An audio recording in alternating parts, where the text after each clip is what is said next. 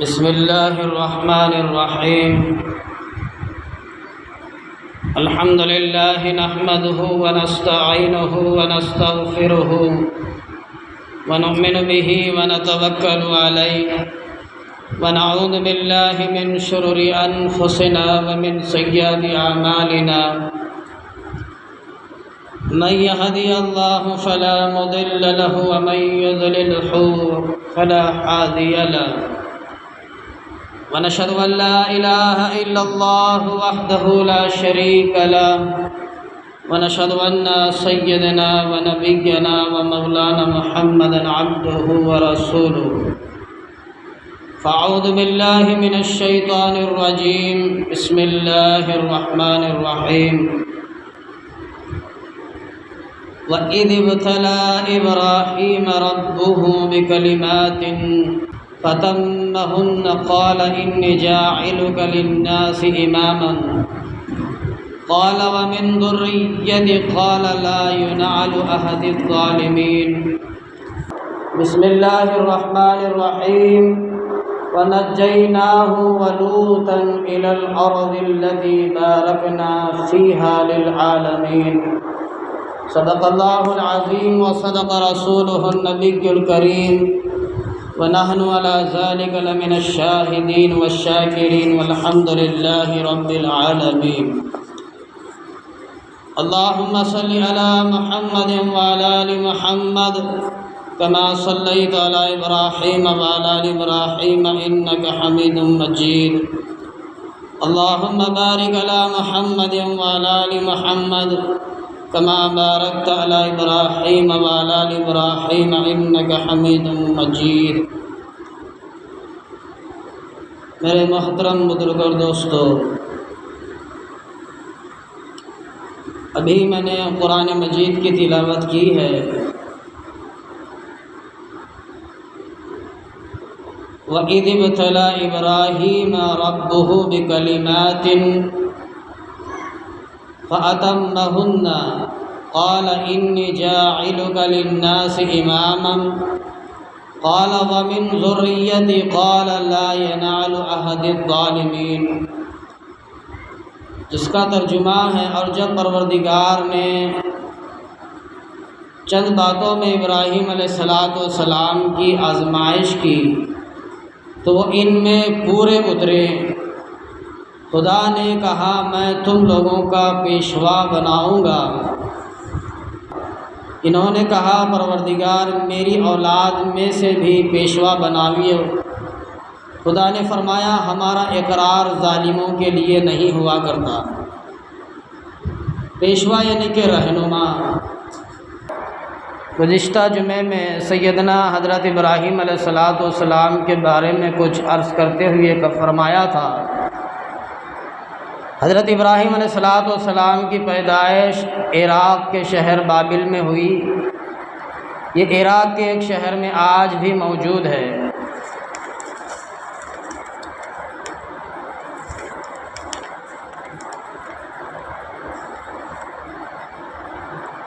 حضرت ابراہیم علیہ السلام اللہ تبارک و تعالیٰ کے حکم سے اور اللہ تبارک و تعالیٰ کے اشارے سے ابراہیم علیہ السلام نے ہجرت فرمائی ہے. آج کا میرا موضوع ہے سیدنا حضرت ابراہیم علیہ السلام کی ہجرت. میرے محترم بزرگ اور دوستو، ابراہیم علیہ السلام کی ہجرت کی اللہ کے حکم سے. بابل میں پیدا ہوئے اور وہاں سے حران، اور حران سے فلسطین، اور فلسطین سے مصر، اور مصر سے مکہ مکرمہ کی طرف ہجرت فرمائی.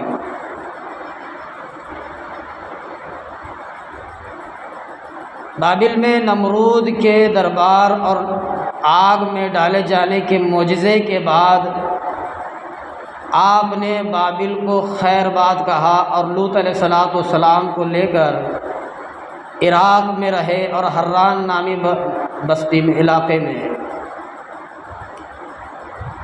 اور حران سے اللہ کے حکم سے 75 سال کی عمر میں اپنی اہلیہ حضرت سارہ رضی اللہ عنہا اور لوط علیہ السلام کو لے کر ملک شام یعنی فلسطین کی طرف ہجرت فرمائی۔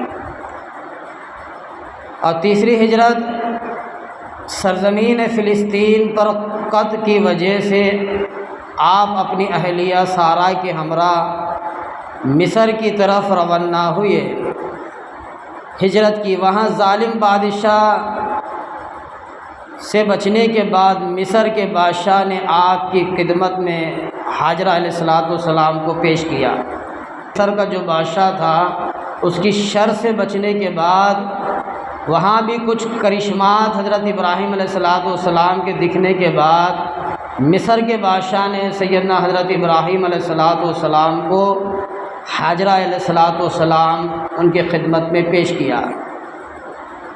چوتھی ہجرت سیدنا حضرت ہاجرہ علیہ السلام سے اسماعیل علیہ السلام پیدا ہوئے۔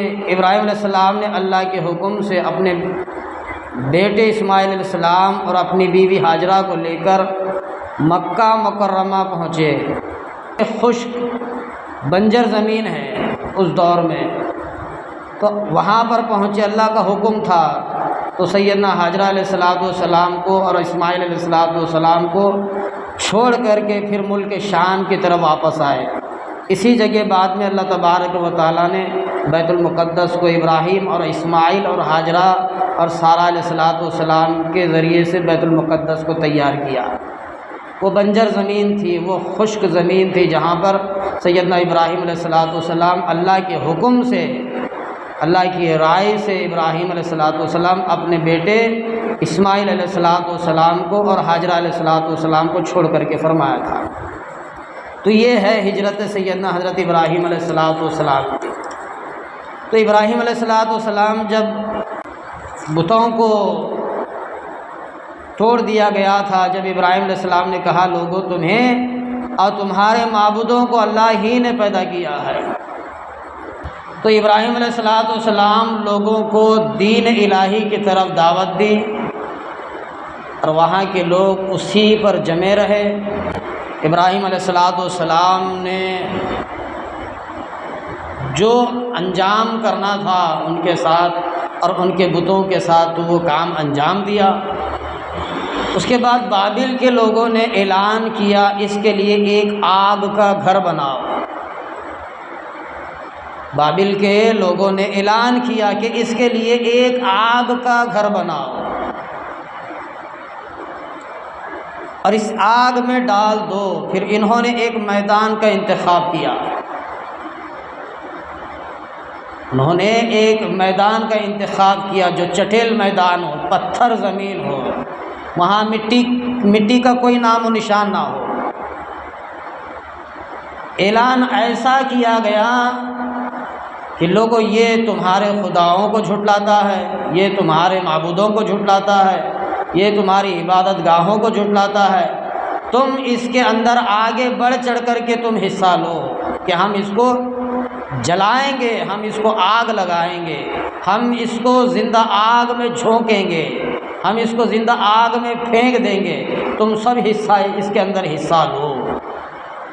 تاریخات کی کتاب میں لکھا ہے میرے دوستوں اور بزرگوں، بابل کی عورتوں نے، بابل کے بچوں نے، جوانوں نے، بوڑھوں نے، سبھی لوگوں نے حصہ لیا، بڑھ چڑھ کر کے آگے چڑھ کر کے لکڑیاں جمع کی، ایندھن جمع کیا اور اس میں آگ لگائی، اس میں آگ لگائی، اور اتنی آگ تاریخ میں کتابوں میں لکھا ہے اتنی لکڑیاں جمع کی گئیں، اتنی لکڑیاں جمع کی گئیں، زمین کا کوئی نام و نشان باقی نہیں تھا، جدھر بھی دیکھو لکڑی۔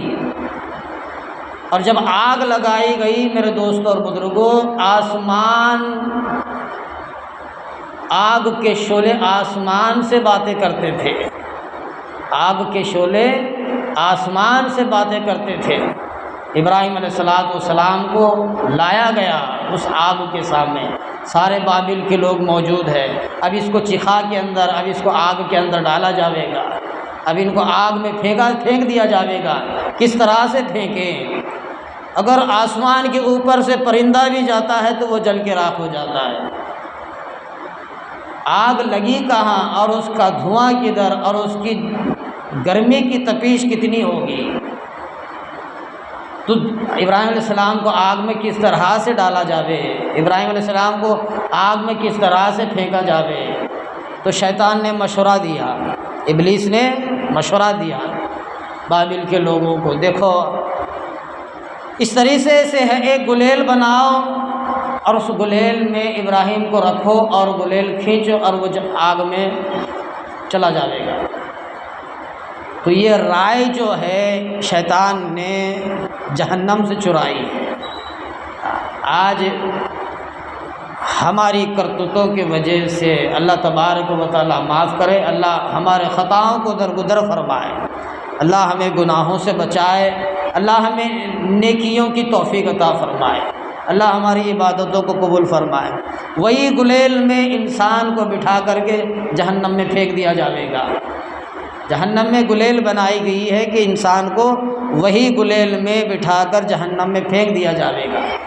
تو وہی رائی شیطان نے ابراہیم علیہ السلام کو آگ میں ڈالتے وقت، چخا میں ڈالتے وقت شیطان نے وہ مشورہ دیا تھا۔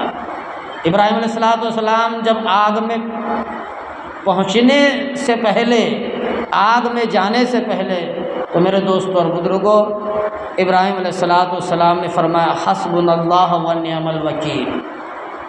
تو جب ابراہیم علیہ السلام کو چخا میں آگ میں ڈالا جا رہا تھا تو جبرائیل علیہ السلام آئے، ابراہیم کوئی حاجت ہو تو بتاؤ میں حاضر ہوں۔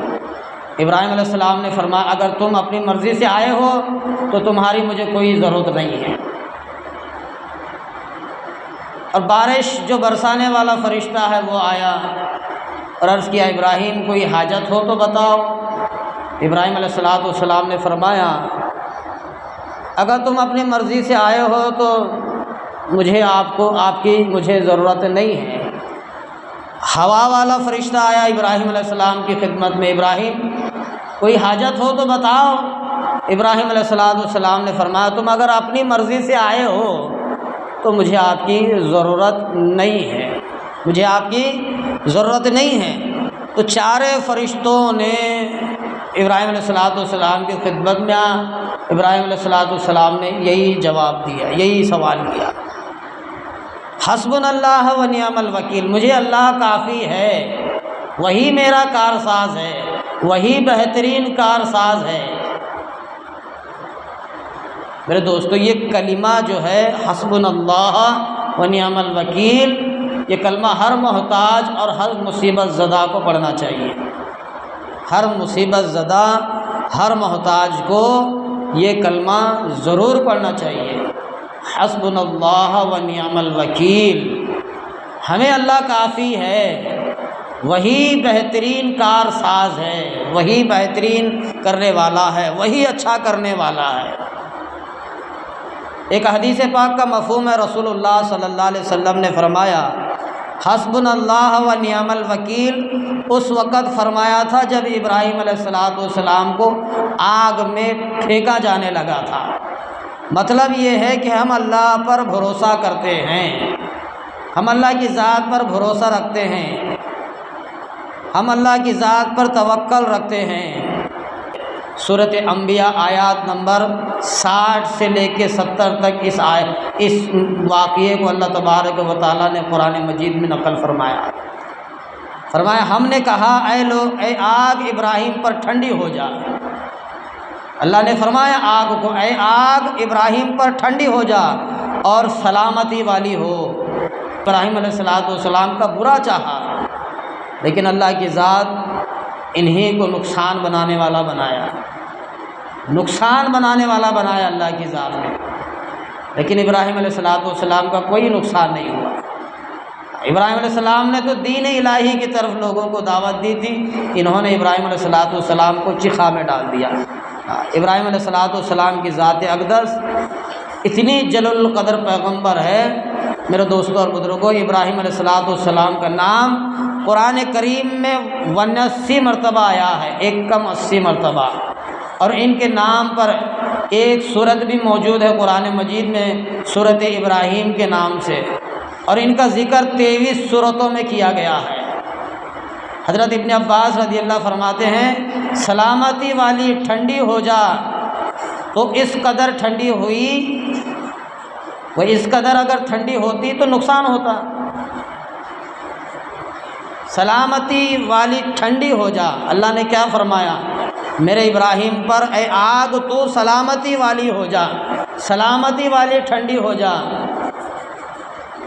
سلامتی یعنی کہ زیادہ گرم نہ زیادہ ٹھنڈا، نارمل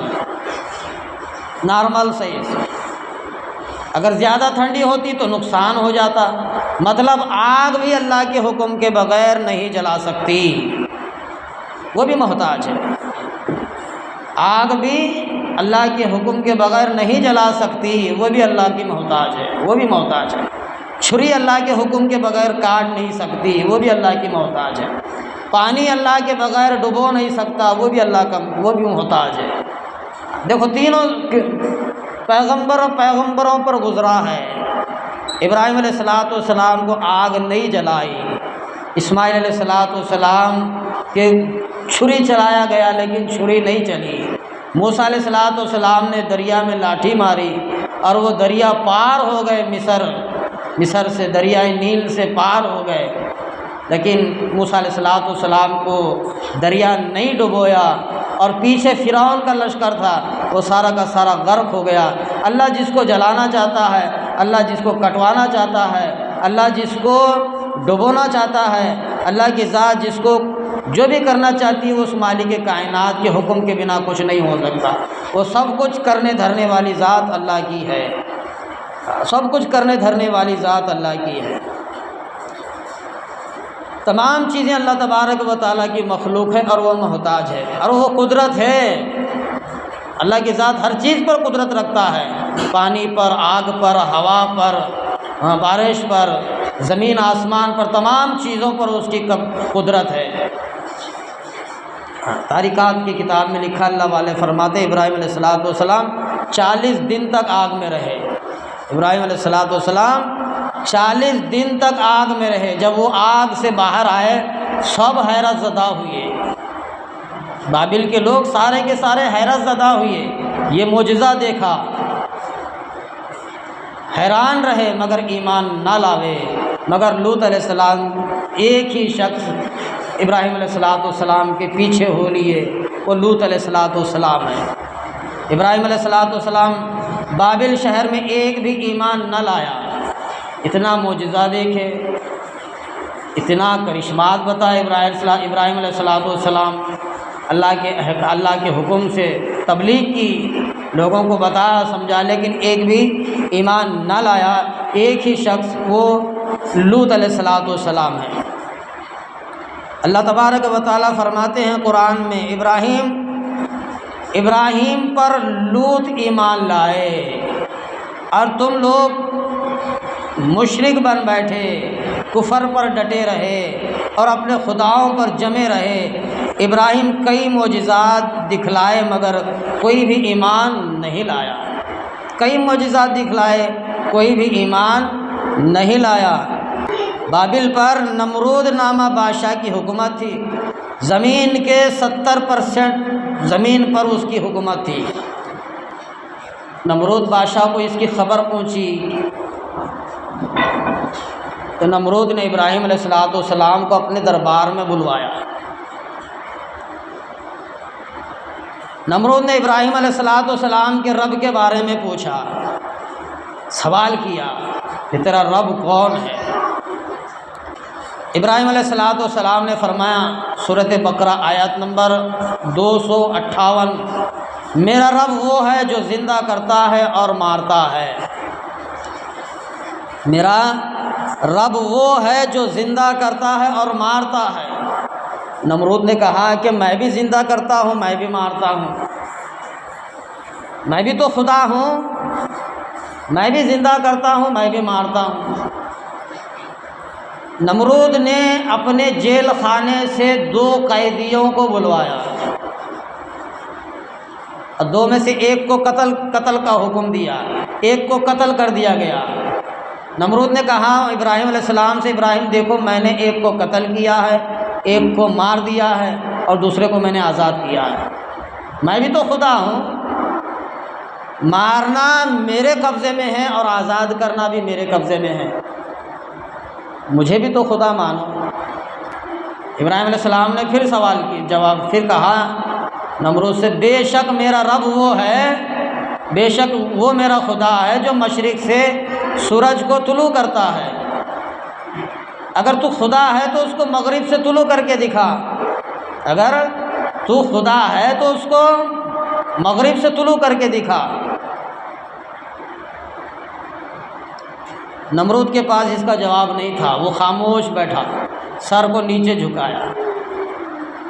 جب بات نہ بنی تو نمرود نے ابراہیم علیہ السلام کو حکم دیا، اس شہر سے نکل جا۔